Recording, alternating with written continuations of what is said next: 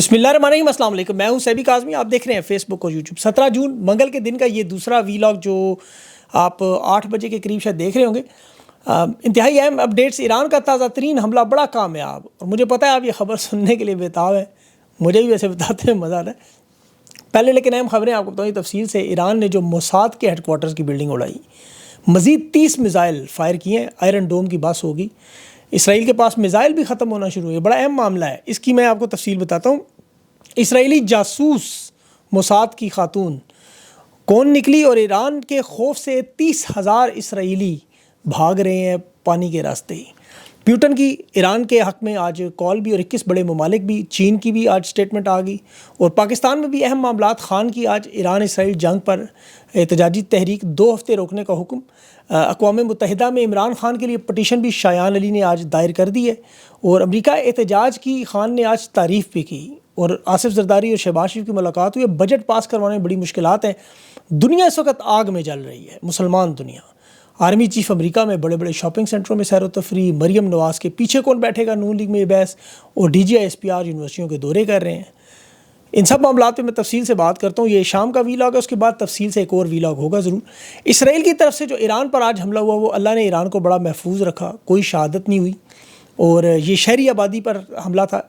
اور یہ یاد رکھیں کہ جواب میں پھر ایران نے 30 میزائلوں کی نئی بارات اسرائیل کی طرف روانہ کی۔ کہاں کہاں یہ میزائل لگے، اس کی بڑی تباہی ہوئی، یہ میں آپ کو تفصیل بتاتا ہوں اس کی۔ یہ اسرائیل کے مرکزی اور گنجان آباد علاقے بھی اس میں شامل ہیں۔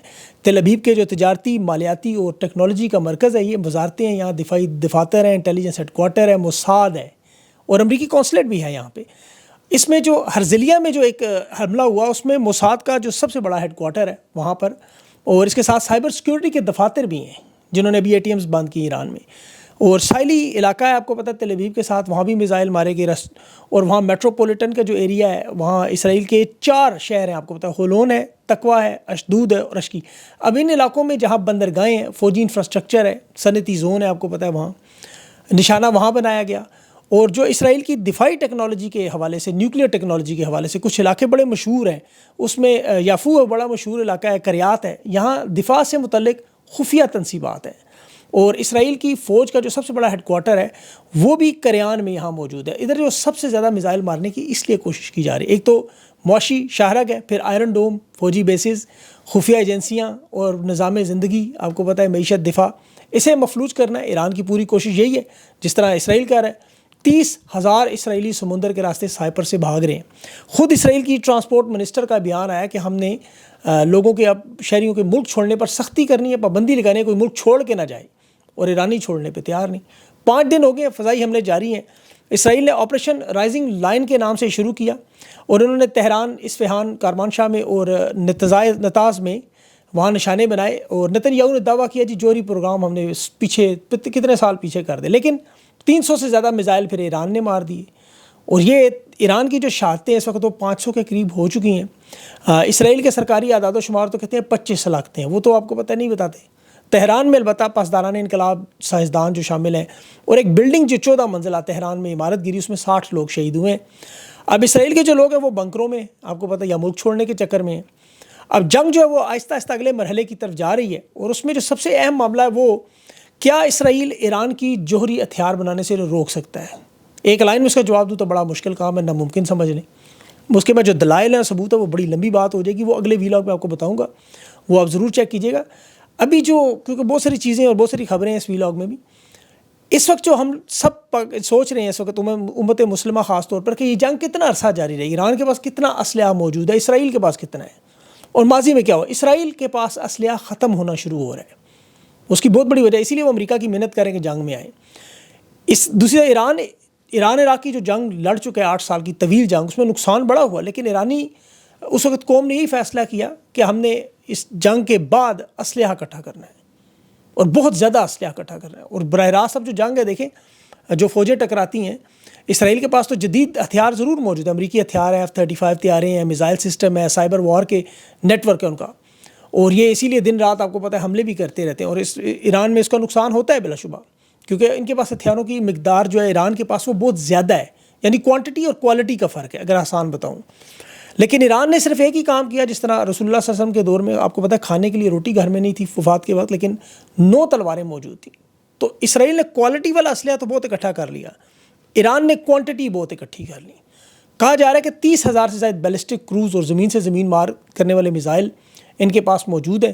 اب تو وہ سارے نام آپ کو زبانی یاد ہو جائیں گے، شہاب، فجر، قدر، ذوالفقار، خرمشہر اور ہائپرسونک. ان کی ٹیکنالوجی میں بڑا جو سب سے بڑا اضافہ ہوا ڈرونز میں ہوا ہے. سستے ڈرون بنا رہے تھے. الشہید جو ان کی سیریز ہے وہ روس نے یوکرین میں بھی استعمال کی. اور ان کی اس کے علاوہ جو ان کے پاس سب سے بڑا ہتھیار ہے وہ ہے ان کی پراکسیز سسٹم جو انہوں نے بنایا ہوا ہے. وہ فوجی ٹکراؤ کے ذریعے گوریلا جنگ میں آپ کو پتہ بڑی کام آتی ہے. اس میں انہوں نے حزب اللہ، حوثی، عراق کے گروہ ہیں، شام میں ملیشیاز ہیں، یہ ایران کی طرف سے لڑتے ہیں. اور ابھی تک یہ سسٹم قائم ہے. نقصان ہوا اس سسٹم پہ بھی، چونکہ ایران کی معیشت پر پابندیاں بہت تھیں، اسلحہ بنانے کی رفتار ان کی محدود ہوئی. لیکن اب جو اسرائیل امریکہ کی بار بار محنت کرتا ہے وہ اسی لیے کرتا ہے کہ انہیں پتہ ہے اب جنگ اگر لمبی ہوئی تو یہ نہیں ان کے پاس اتنا اسلحہ، اور نیٹو کے بغیر، امریکہ کے بغیر یہ نہیں جیت سکتے. ایران کے لیے دفاع کے لیے اسلحے کی کمی نہیں ہے. پھر چائنا نے بھی مدد کرنی ہے. پھر دیکھیں جو آیت اللہ خمینائی، علی خمینائی صاحب کا بیان آیا کہ آیت الکرسی کی طاقت ہمارے پاس میں، ان کی ایک ویڈیو بڑی ابھی وائرل ہوئی ہے نماز میں، وہ جو اللہ سے ذکر کریں. آیت اللہ خمینائی صاحب کا تعلق امام موسیٰ کاظم علیہ السلام سے، جو فرزند رسول صلی اللہ علیہ وسلم، آپ کو پتہ ہے امام حسین علیہ السلام کے شجرے سے ہوتا ہے اور رسول اللہ صلی اللہ علیہ وسلم تک پہنچتا ہے. تو ان کا جو جذبہ ہے وہ کربلا والوں کا، اسی لیے انہوں نے کہا ٹرمپ کو کہو پڑھے تاریخ کربلا کی. تو ہرانا انہیں ناممکن ہے. دیکھ لیں عام طور پہ لوگ جنگوں میں بھاگ جاتے ہیں. آپ ایک نے کل لائیو ویڈیو میں آپ نے دیکھا وہ خاتون اینکر سحر امامی، وہ جس طرح ہے. اور بلکہ آپ کو انٹرسٹنگ بات بتاؤں، بیروت میں جو ایرانی لوگ موجود ہیں وہاں بڑی تعداد میں، عام طور پر کھانا کھانے کے لیے آپ کو تو ہوٹلوں میں وہ ڈشز مینیو پہ لکھی ہوتی ہیں. اب ایک نئی ڈش ہوٹل میں شامل ہوئی ہے ہوٹلوں میں کہ اسرائیل پہ جو گرتے ہوئے میزائل وہ لائیو دیکھیں. 28 سینٹ یعنی لگتے ہیں امریکی دیکھنے میں. خیبر شکن، شہاب، وہاں یروشلم اور حیفا پہ گر کس طرح رہے ہیں. کھڑکی توڑ رش وجہ لوگوں نے فلسطینیوں کی لاشیں دیکھی ہیں، چیخ و پکار دیکھی ہے، آگ اور بارود فلسطین پہ گرتا ہے. آج بھی خان یونس میں اسرائیل نے حملہ کر کے بے گناہ فلسطینی شہید کیے. تو لوگ اب دیکھنا چاہتے ہیں ان کے ساتھ کیا ہو رہا ہے. ایران نے جو کامیاب حملے کیے وہ موساد کے حوالے سے یاد رکھیں. انہوں نے ایران کی ملٹری قیادت کو نشانہ بنایا، جاسوسی کا نیٹ ورک. وہ سارا آپ کو میں پچھلے ویلاگز میں بتا چکا ہوں. جنہیں نہیں پتا وہ چینل سبسکرائب کر لیں، ان کو پچھلی ویڈیوز نظر ہے. تسلسل اصل میں ٹوٹ جاتا ہے. ایران نے ابھی جو تل ابیب میں جو ہرزیلا میں نشانہ موساد کی بلڈنگ کو بنایا، یہ 500 میٹر کا بڑا گڑھا اس کے پاس بنا ہے. اتنا بڑا میزائل تھا.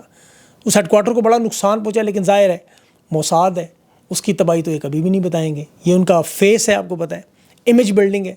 اب ایران موساد کو کسی صورت میں معاف کرنے پر تیار نہیں ہے. ان کی وجہ سے بڑا نقصان ہوا ہے اور جاسوسوں پر بڑا بھاری کریک ڈاؤن بھی ہو رہا ہے. کچھ علامتی تصویریں سوشل میڈیا پہ میں نظر آئیں کہ وہ جاسوس میزائلوں سے بندھے ہوئے تھے. ایسا حقیقت میں نہیں ہوا.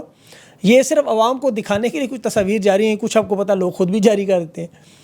البتہ ایک جاسوس خاتون کے بارے میں، فرانسیسی یہودی خاتون کیتھرین شکدام، اس کی ایک کہانی بڑی وائرل ہوئی ہے، جس نے اسلام قبول کیا، اہل تشیع مسلک اختیار کیا. پھر وہ اس کا میڈیا میں بڑا نمایاں مقام، اور اس نے بڑی ڈیفرنٹ جاسوسی کی، چھپ چھپا کر نہیں، کھل کھلا کے سامنے. اہم ملاقاتیں کی، سیاستدانوں سے ملی، پاسداران انقلاب سے ملی، حتیٰ کہ وہ صدر ابراہیم رئیسی صاحب سے بھی مل گئی جو پہلے صدر تھے. ملاقاتیں ہوتی رہی کیونکہ مسلمان ہوئی تھی، بڑے بڑے مضمون لکھ رہی تھی. اور صحافی کے طور پر اس کے آپ کو پتہ ہے تحقیق کے نام پہ اس کے بڑے دورے بھی ہوئے، اور یہ بڑے حساس تنصیبات کے دورے بھی کر گئی. کیونکہ اعلیٰ حکام جو تھے، فوجی افسران تھے، ان کی جو بیویاں تھیں، ان کی بہنیں تھیں، قریبی تعلقات بنا لینا، سہیلیاں بنا لینا، ان کے ذاتی زندگی، سفر کی ڈائری، سیکیورٹی کے معاملہ، یہ سب کو ریکارڈ کر کے اس نے اسرائیل کو دیا ہوا تھا. تو یہ بڑا عرصے سے معاملہ چل رہا تھا. اسی وجہ سے تمام اہم شخصیات کی ٹارگٹ کلنگ ہوئی. اب آپ یاد رکھیے گا، ٹائمز آف اسرائیل میں اس نے البتہ ایک بلاگ شامل کیا کہ میں اب مسلمان نہیں ہوں، میں دوبارہ یہودی ہو چکی ہوں، میرے اوپر جتنے الزام لگائے جا رہے ہیں وہ درست نہیں ہے، میں ایک صحافی کے طور پہ وہاں کام کرتی رہی. ایران کی جو سرکاری حکومت تھی انہوں نے کہا تھا کہ یہ اس نے دورے جو کیے تھے ایران میں وہ 5 دورے تھے 18 دن کے، اور انہوں نے کہا ہمارے پاس کوئی ایسے ٹھوس شواہد نہیں ہے. اب ظاہر ہے یہ پبلک میں باتیں تو نہیں بتائیں گے کبھی. ایران میں ابھی بھی 10,000 کے قریب یا اس سے زیادہ یہودی رہتے ہیں، وہ ایرانی شہری ہیں. ہو سکتا ہے ان میں سے کوئی ایک بھی جاسوس نہ ہو، کیونکہ شواہد کے بغیر تو الزام نہیں لگے. یہ تو خیر ایران کا کام ہے، وہ ڈھونڈیں گے خود ہی. اس پر جو معلومات آئیں گی وہ البتہ ضرور شیئر کروں گا. یہ مجھے خود ایک ایرانی نژاد صحافی ہیں وہ بتا رہے ہیں. تفصیل میں اگلے ویلاگ میں کسی رکھ بھی دوں گا ان کا نام بھی. اس وقت جو تابکاری کے معاملات ہیں، جوہری تنصیبات کا، اس کا بھی ایک بڑا اہم معاملہ ہے. یہ بھی ذرا آپ کو یاد دلا دوں، وہ بھی شاید اگلے ویلاگ میں جائے گا، کیونکہ ابھی بہت سی چیزیں اور بھی ہیں. چین روس کی باضابطہ انٹری بھی ہو رہی ہے. پیوٹن اور شی جن پنگ کے درمیان جو ہے آج بڑی لمبی چوڑی بات ہونی ہے. اسرائیل کی جو کارروائیاں ہیں اور ایران کی خود مختاری ہے، اس پر شی جن پنگ نے بڑا سخت بیان دیا. اور اس کے بعد دیکھیں شی جن پنگ کے بیان کے آنے کا اثر کہ ڈونلڈ ٹرمپ نے یو ٹرن لیا. اس نے کہا میں نے تہران کو خالی کرنے کی بات اس لیے نہیں کی کہ لوگ ہم سے ڈر کے چلے جائیں، عوام کی حفاظت کے لیے کی. کہتے ہیں ہم تو صرف یہ چاہتے ہیں کہ ایران جوہری ہتھیار نہ بنائے، اور ایران کہتا ہے یہ ہو نہیں سکتا کہ جوہری ہتھیار ہم نہ بنائیں. یہ توانائی ان کے لیے کیوں ضروری ہے یہ بھی آپ کو آگے نیکسٹ والے ویلاگ میں بتاؤں. کام زیادہ ہے کیونکہ پاکستان کے اہم معاملات بھی ہیں. آج عمران خان کی بہنوں سے ملاقات بھی ہوئی، 2 ہفتوں سے ملاقات نہیں ہوئی تھی. عمران خان کو آج عالمی حالات کی کچھ بریفنگ بھی دی. 1 گھنٹے کی ٹوٹل ملاقات تھی. ٹویٹر اکاؤنٹ پہ خان کا وہ بیان آ جائے گا. اس 1 گھنٹے میں عمران خان کے کیسز بھی تھے، تحریک انصاف کی تحریک پہ بات کرنی بھی تھی، اور پھر اس کے علاوہ بجٹ پہ بات کی. نورین خان نے باہر آ کے بتایا کہ ایک تو نرم رویہ ختم ہوگا، اب سختی آئے گی، کھل کے آئے گی، اور لوگوں سے کہا پڑیالہ جیل آیا کریں. خان کو ہم قید تنہائی میں اس طرح نہیں چھوڑ سکتے. دوسرا، میں نے آج خان کے سیاسی ویژن، ترجیحات، خان کا صبر، فہم و فراست اور انٹرنیشنل معاملات پہ جو خان کی گرپ ہے، جو ویژن ہے، اس کا اندازہ کیا. یقین کریں خان نے جو سٹیٹمنٹ دی کہ یہ عالمی صورتحال کے تحت 2 ہفتوں کے لیے احتجاج کی کال ہم مؤخر کر رہے ہیں. پاکستانی متحد ہو جائیں. بڑی اہم بات عمران خان نے، پاکستانی متحد ہو جائیں. عمران خان کو پتہ ہے کیا ضروری ہے اس وقت. پاکستان کی قوم کی نظر ایران کے اس معاملے پر ہے کیونکہ انہیں پتہ ہے اگلی باری ہماری آنی ہے. سینیٹر مشتاق کو سڑکوں پر نہیں نکلنے دیتے تھے، آج وہ ایران کے لیے یکجہتی کے لیے نکلے. اور دیکھیں ایران کی پارلیمنٹ نے کیوں پاکستان شکریہ ادا کیا. انہیں پتہ ہے کتنا اہم معاملہ ہے، کوئی ان کا ساتھ نہیں دے رہا. عمران خان نے اسی لیے کہا متحد ہوں. افواج پاکستان کی طرف سے اعلان آنا چاہیے کھل کے، یہ آج کہا جا رہا ہے ریلیز میں. اور اس کے علاوہ عمران خان نے بجٹ پہ بات کی خیبر پختونخوا کے حوالے سے کہ IMF نے جو شرط رکھی ہے کہ خیبر پختونخوا بجٹ کی منظوری اڈیالہ جیل میں عمران خان کریں. بجٹ پیش کرنے پہ خان نے کہا ٹھیک پیش کرنا کوئی مسئلہ نہیں ہے، منظور کرنا.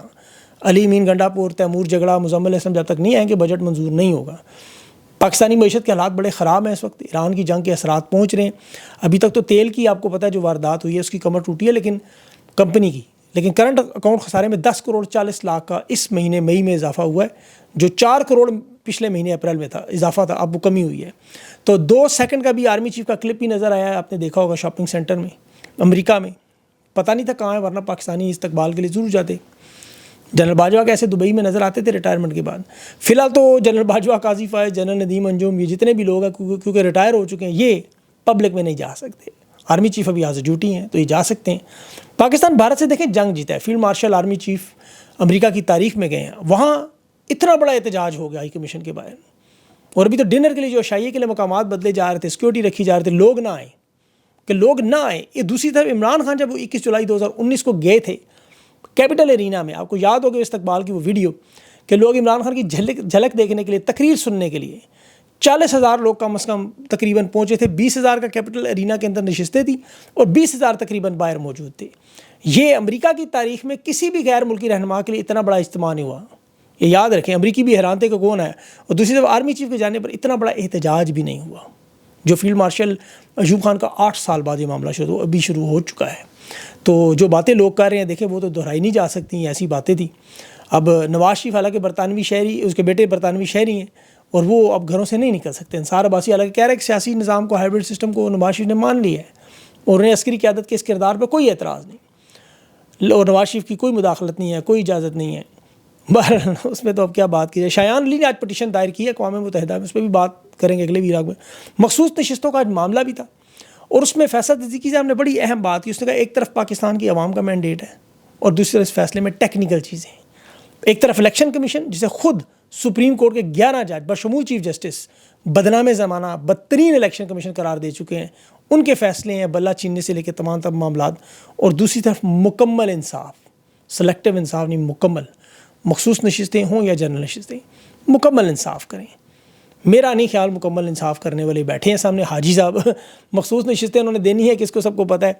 1.5 سال میں جو جج اپنا ہی فیصلہ پڑھنے میں اتنا ٹائم لگا دے، انہوں نے کیا فیصلہ کرنا ہے. البتہ ایک کامیابی نے ضروری کہ سابق کمشنر پنڈی لیاقت چٹھا کا انتخابی دھاندلی میں جو بیان تھا وہ عدالتی ریکارڈ کا حصہ بنا. لیکن ان عدالتوں میں آپ کو پتہ ہے ان کی کوئی اوقات نہیں ہے. وہ 9 مئی کے ایک گواہ کی کل گواہی سنائی گی، آپ اس کی وہ گواہی اگر سن لیں تو آپ کو پتہ چلے گا انصاف تو بالکل ختم، قتل و عام ہو چکا ہے.